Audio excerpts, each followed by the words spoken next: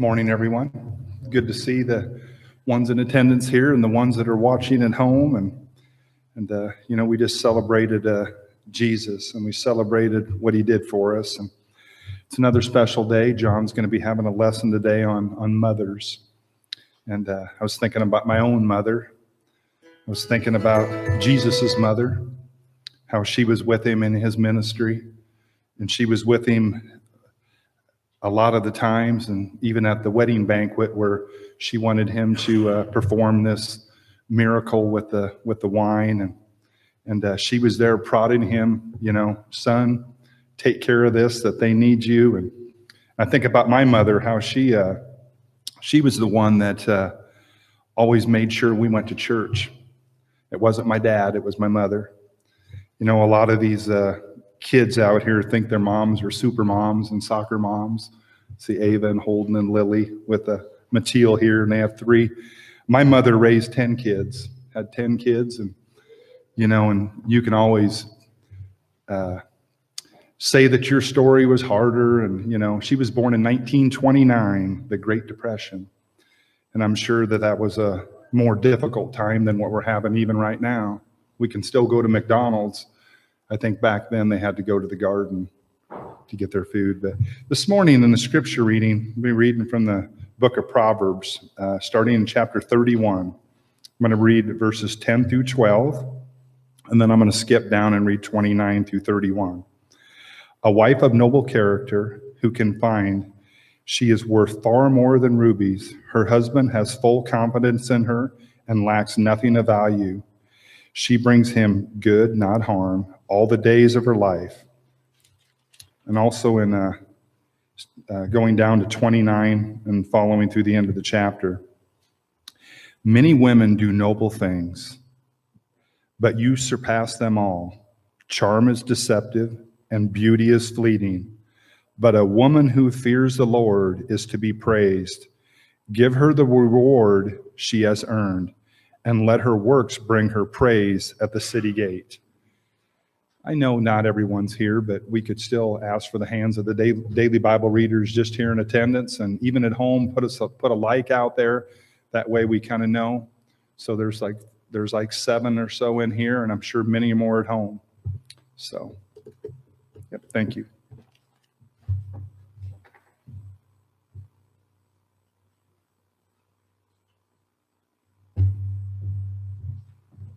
All right. Well, this is better than what we've been doing. It's good to see everyone's faces here. And step back to, Jeremy, turn that down just a little bit. All right, thank you. Step back to, I guess, what we could call normal, or whatever the new normal is going to be. I was counting, looking at the calendar.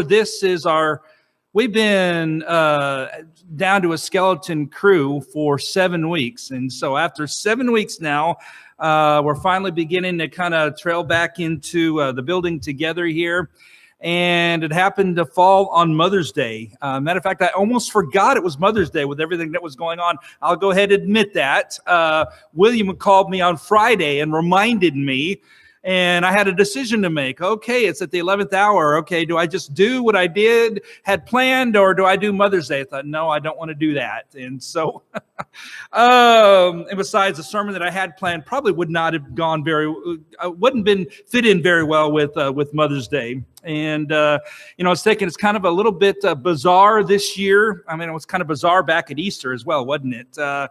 And some of the things that we're probably normally used to doing on today, we probably won't be able to do. And so we're having to come up with other ideas. But I didn't want to let Mother's Day go by without honoring the ideal of motherhood. God really did something marvelous when he topped off his creation with Eve.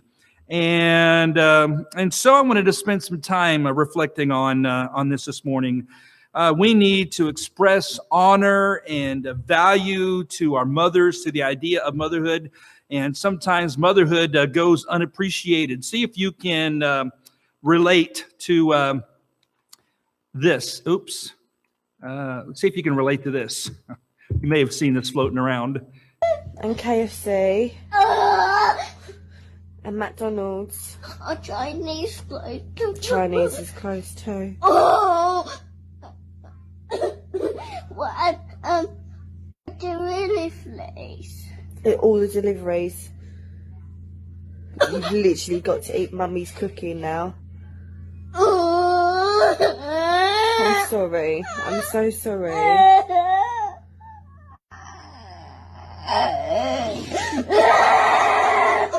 I'm so sorry. Now, I'm sure none of you mothers that are watching, or none of you mothers here, have gone through anything like this, right?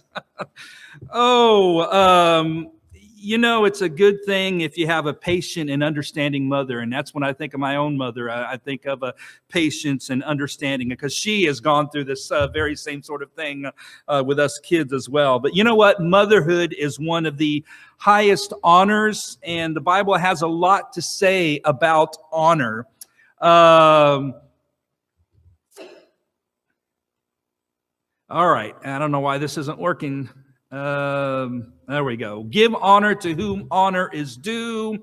Outdo one another in showing honor. Honor your father and your mother. And so the Bible has a lot to say about honoring those people in our lives. And I went ahead and looked up the definition of the word honor. It means high respect. It means worth, merit, or rank. The verb form means to hold with honor or to hold with high respect.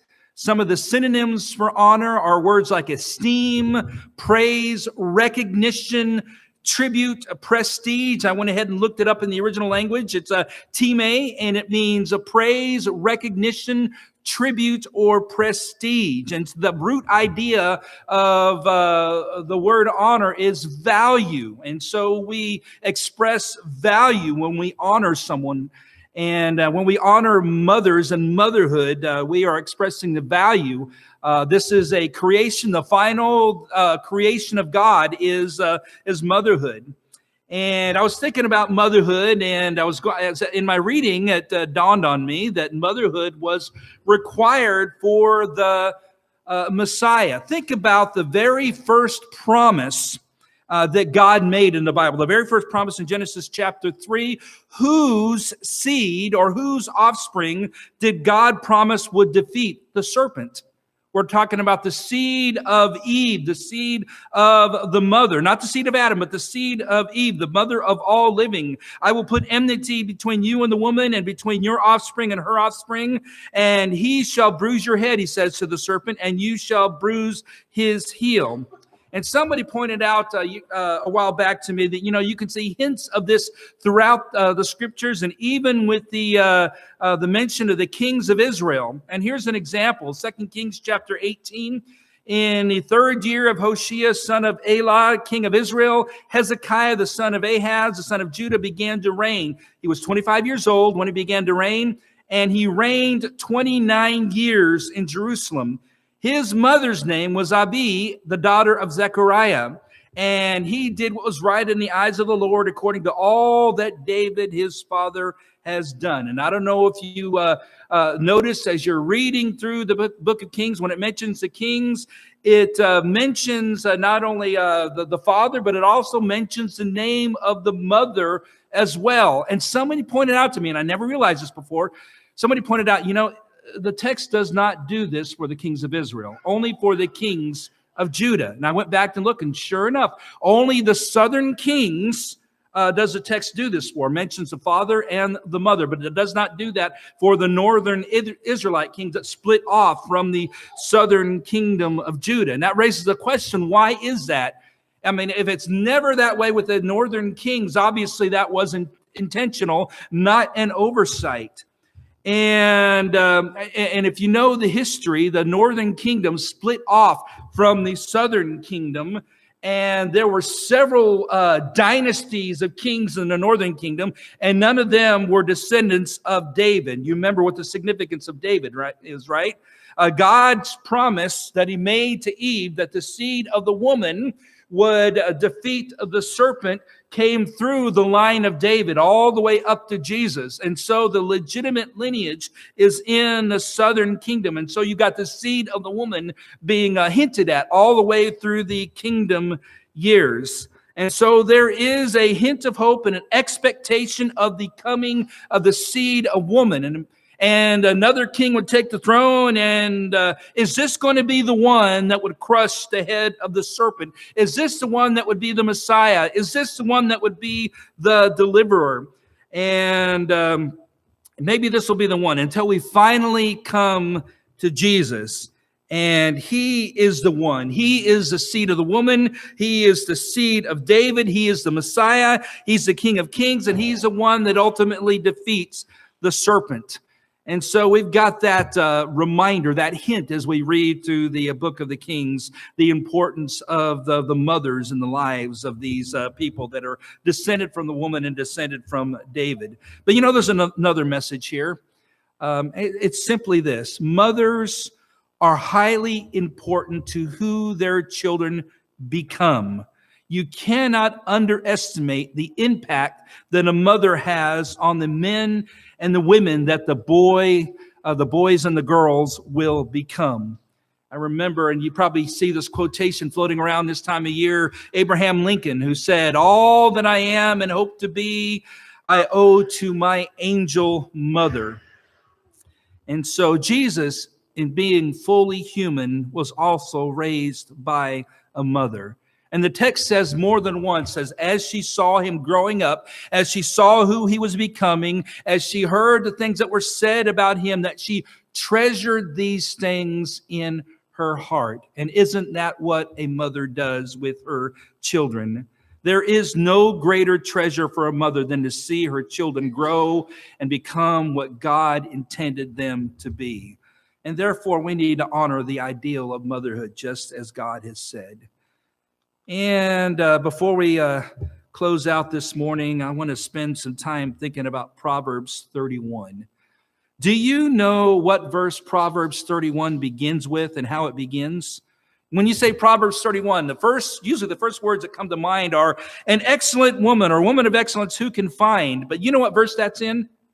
That's in verse 10. That's not where Proverbs chapter 31 begins. Proverbs 31 begins with verse 1. And it begins with these words, the words of King Lemuel, an oracle that his mother taught him. Chapter 31 of Proverbs is the words of a mother, and she's passing on her wisdom and her instruction to her son who was sitting on the throne. And now Lemuel, the king, said, here's what my mother taught me, and now he's passing it on to us. And if you read from the beginning of chapter 31 of Proverbs, she warns about the things that will destroy his effectiveness at reigning with righteousness. She warns about the woman who would destroy him. Stay away from that woman. She warns about the abuse of intoxicating drink. He's not going to be able to fulfill his duty as a clear-headed, righteous, and just king if he abuses strong drink. And then after that, she highlights. Most translations will say the woman of excellence, but this can also be translated the woman of valor. And I like the word valor. The word valor suggests courage. The word valor suggests determination, strength, and even fierceness.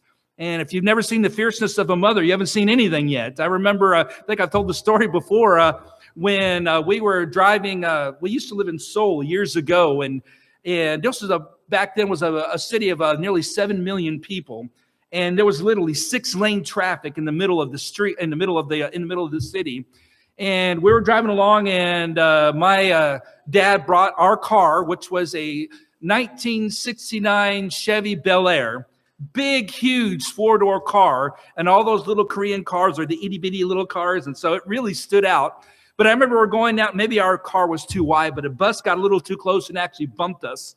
And we pulled over to the side of the road, and the bus pulled over to the side of the road, and the bus driver got out, stood on the sidewalk. My mother got out, and the first thing everybody was doing was looking at the side of the car. Now, you got to understand that my dad's Chevy Bel Air was full of dinks and dents. It looked like it was a good running car, but it was a clunker, and everybody's like, okay, which dent did they just, new dent that this bus put in there? But that wasn't what my mom was upset about. The windows were down, and she was saying, what if one of our kids had their arm hanging out the window when that bus bumped up against us on the side of the car?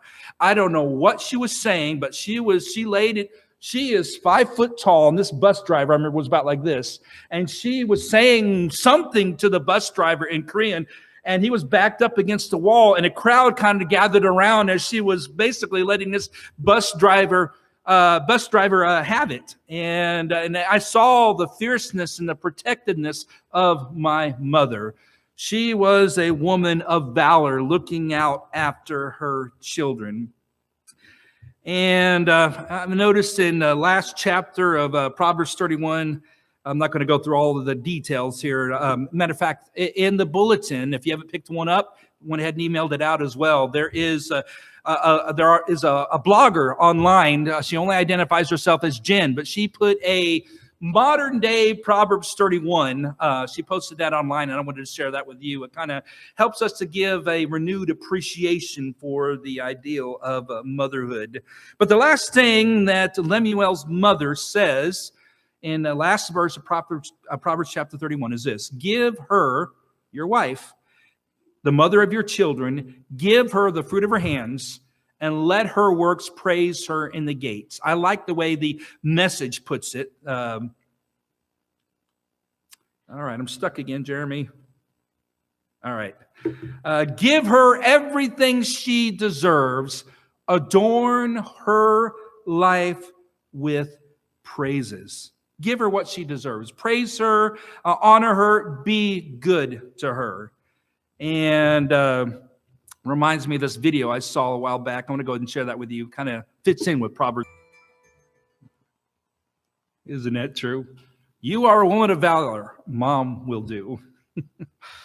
Oh, so the seed of the woman has come, and Jesus has come, and part of the integral, indispensable part of God's plan in bringing the seed of the woman is the woman herself. And so we want to honor the ideal of motherhood, honor our mothers today. It's part of God's plan to bring about redemption, the fulfillment of his promises. And so we want to remember that. Jesus came to this earth. He died on the cross. He was buried, rose up from the grave, and brings us redemption in his call as we accept his call to become a Christ follower and to be born again down into the water and to walk with him. And in the meantime, we're thinking about, how do I honor my mother? Maybe I can't go out to eat like I normally do. Maybe some of the other things we're normally used to doing we're not able to do. What is something that I can do? Maybe I could write my own version of Proverbs 31 that's personal to my own mother, and share that with her. Or maybe we could just share a meal at home. And if we're not able to do that safely, maybe we can share a meal on Zoom or on Skype or something like that, and just kind of be together in that way. Or maybe we could organize a virtual party with Zoom or some other app where all family members can be present and to share something they appreciate about mom, a special story or a photograph or something. Or throw a Netflix party. I didn't know you could do this. I saw that on a list of suggestions. I guess there is a online extension you can get called Netflix Party. I don't know if you've heard of that before, but it's similar to where, when you do live and everybody can actually comment on it. I guess you can watch a movie on Netflix at the same time, and you can share your reactions as you're watching and watch the movie together in that way, and in kind of a virtual way. I didn't know you could do that. Or you could attend a virtual concert or a show, or play an online game together. I saw somebody mention this game Scribble. Basically it's a online version of Pictionary, and so people anywhere that has a online access can actually play this game together. And so there's a number of things that you can do just to spend time together and to honor and express value to your mother. And so think about these things. Happy Mother's Day. You are precious to us, and you are precious to God.